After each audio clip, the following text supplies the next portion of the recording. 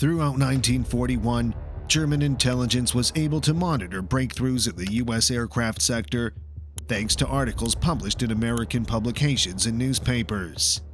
These outlets apparently had no qualms about publishing facts that other nations would have fought hard to keep hidden.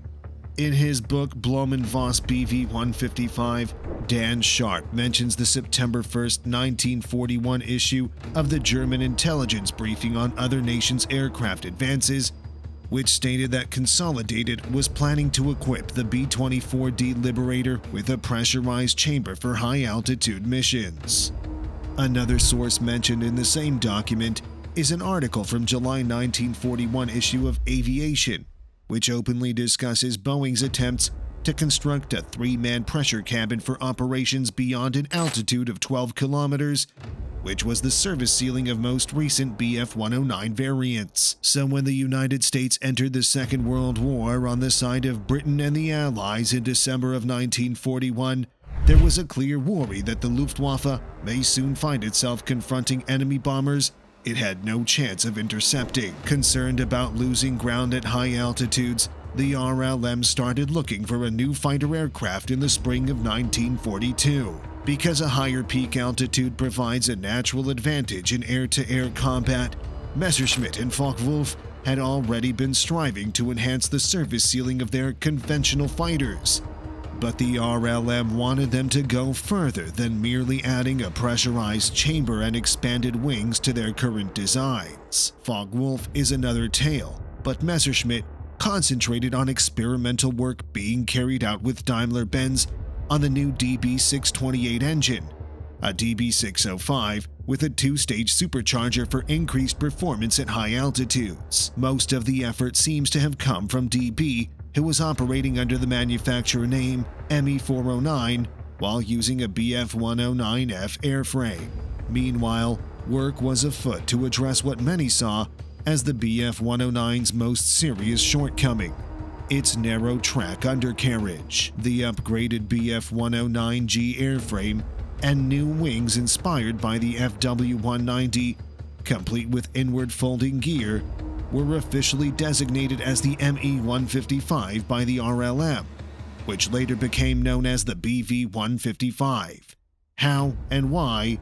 More on that later. It was planned to serve as the foundation for 3 different types of aircraft: a regular fighter similar to the ME-309, a high-altitude fighter to take on American bombers, and a carrier-based fighter to replace the aging BF-109T on board the Graf Zeppelin. As Messerschmitt was already at capacity on other projects, the ME-155 was subcontracted to French firm SN-CAN. However, SN-CAN seems to have had very little time for this work, and the ME-155 was moved to the end of the line. As far as anyone could tell, Messerschmitt was just as uninterested in the type as anybody else. There was some interest in the carrier-based version, or so it appeared, until the Graf Zeppelin was scrapped.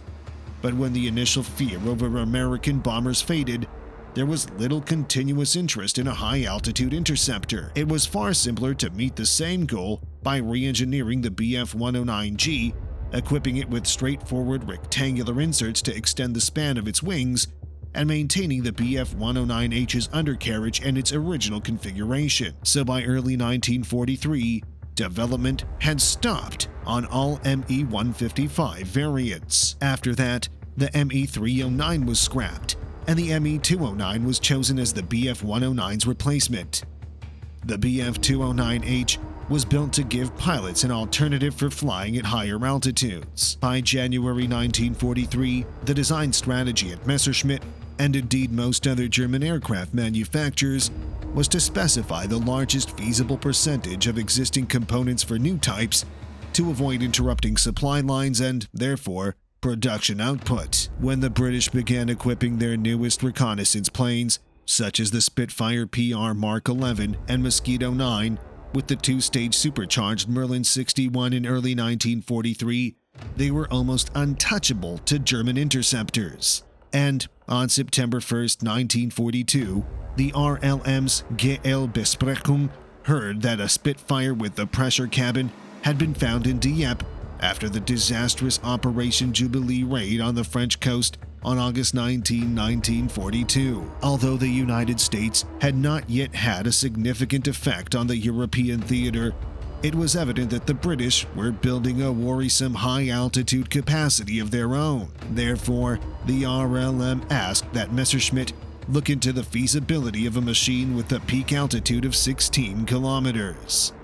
The company's response was the P1091 project, which was broken up into 3 phases, the first of which was the most recent version of the Bf-109H. The RLM approved of the first and third phases, but did not see the necessity for the second.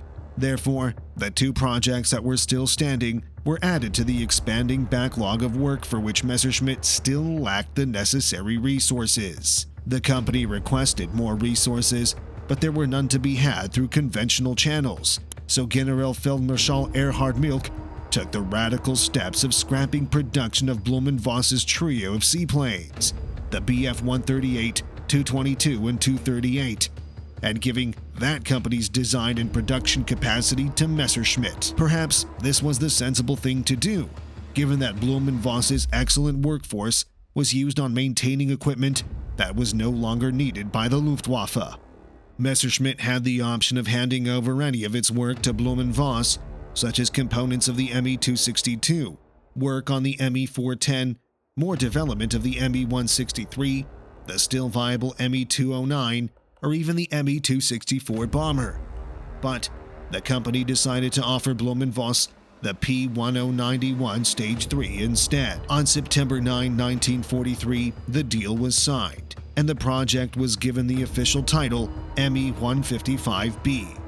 There had never been an A. This followed a familiar pattern at Messerschmitt, where the A did not exist until there was a B. Neither the Me-163 nor the Me-328 existed as an A until the Me-163B and Me-328B received those official designations, whereupon the earlier prototypes and projects were retrospectively termed Me-163A and Me-328A.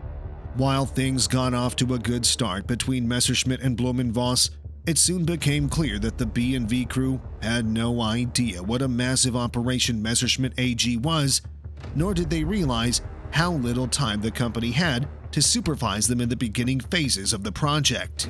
There was a massive falling out, memorably recalled by Hermann Pullman in Thomas H. Hitchcock's monogram, where the Blumenvoss team was offended and upset because the venue of a meeting was changed at the last minute and they went to the wrong place. This mix-up resulted in Blumenvoss complaining rather petulantly to the RLM, who complained to Messerschmitt, and the 2 companies' relationship was soon in tatters. The partnership ended in February 1944, and the aircraft was given the initials of Blumenvoss, BV-155B. Blumenvoss had trouble getting the workforce it needed to complete the 5 BV-155B prototypes order because the RLM priority rating for the type was deemed too low. It did, however, find the time to redesign its radiators, making the prototypes obsolete before they were even built. As 1944 unfolded, the Allied bombing of Germany reached a frenzy, making it the top priority of the Luftwaffe to stop the bomber streams. This had refocused attention on the BV-155, elevating its status as an order for 30 of the new BV-155C had been made. By now, though, it was far too late. The first prototype, the BV-155B, flew just a few times before crashing with a Luftwaffe pilot at the controls. The second prototype was, of course, seized. It was an extraordinary effort for the tiny and under-resourced Blumenvoss team to design and construct a novel and complicated fighter in roughly 18 months.